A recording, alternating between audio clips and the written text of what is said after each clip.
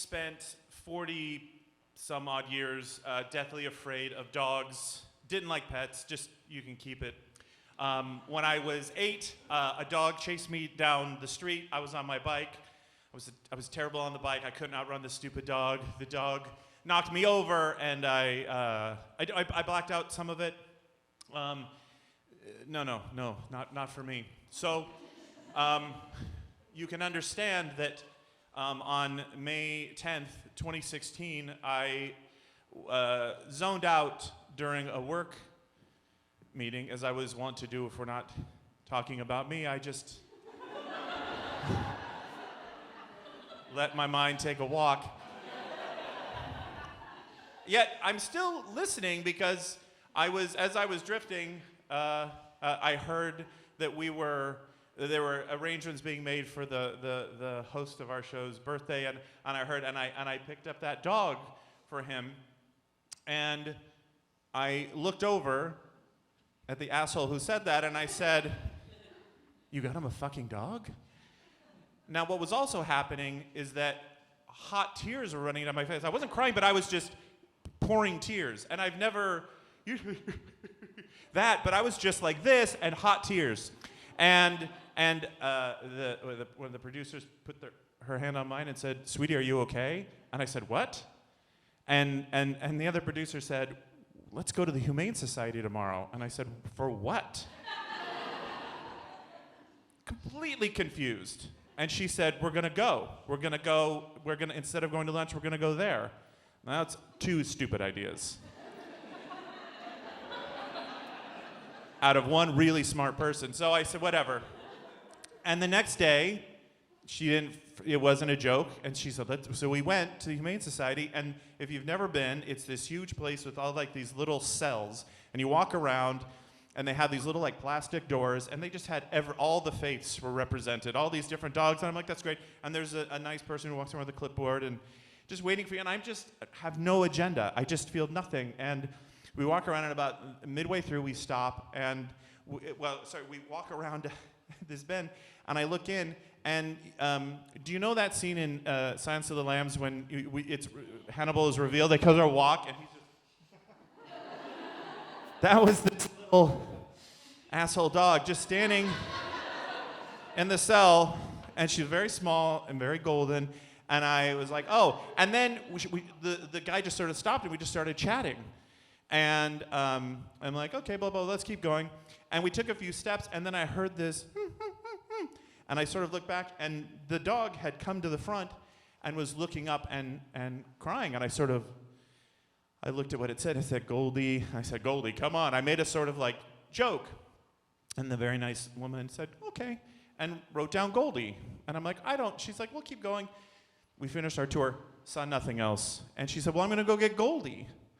And I said, for what? She goes, so you can meet her. And they led me to this outdoor sort of fenced-in area with a bench. And I sat there, and Laura, the producer, was standing there. And I'm like, I don't even know. And this little dog, Goldie, came out and kind of looked at me. And she jumped up, and she jumped up on my lap. And we sort of looked at each other. And I said, I don't know what to do. And she said, well, what do you think? And I'm like, she's nice. And the lady said, well, you have to wait 24 hours before you can pick her up.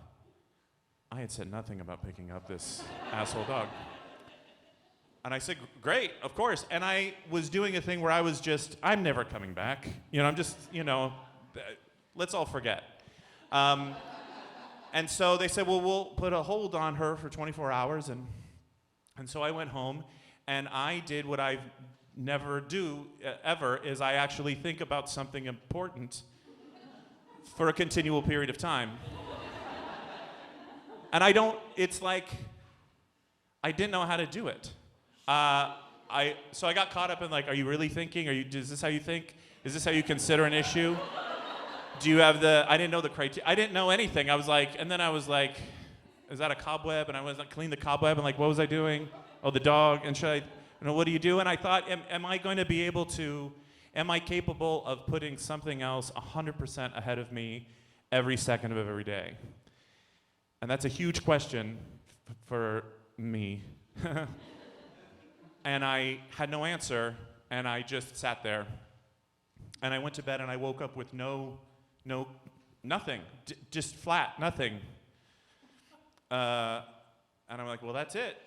And then I inexplicably drove back to the Humane Society, sat nervously, paid what it cost, and sat there, and they said, well, I bought all this, a lot of shit from them, and they said, well, we're gonna send you home with this bag of stuff that Goldie likes, and they held up this plastic bag, like, this is her food that she likes, and we'll put some of that in there. And I was very nervous, and they sent her out, and like, it's like at the hospital, like when you're out, they push you in the wheelchair, they walk around, they put her in the car, and I sort of backed out of the spot, and she walked up and just sat with me, and we drove home. And then we were in love, and several months later, I was going to Los Angeles for a trip, and I needed I almost didn't go, because I don't know what I'm going to do with, And a friend of mine said, do you know Jessica Dart? And I said, I know who she is. And she said, she and I have seen pictures of Goldie on the internet. And she likes her. And I said, great. And so I got her number, and I texted her, and I said, would you, I'll pay you to watch this dog for a week. And she did. And she didn't kill her, it was great. Bought her stuff, it was great. And then for the next 6 weeks after I got back, on the weekends, we were traveling with the show. And so I would just, do you want to watch Goldie? And she would say yes. And every Monday, it would take me longer and longer to get Goldie out of Jessica's place, because she just loved, to the point where Goldie would just look up and then lay back down when she saw me. So I had no choice but to ask this person out on a date, which I did. And then she started coming over, and Goldie was the perfect sort of manifestation of how I felt, doing like wiggle butt, and then we discovered she would do wiggle front. She would just collapse. And so she parent trapped us, 100%, and we got married, and now we all sleep in the same bed, and we do kissing in the morning, and my life is 150% better because that asshole host of my show I thought was getting a dog. So, good night.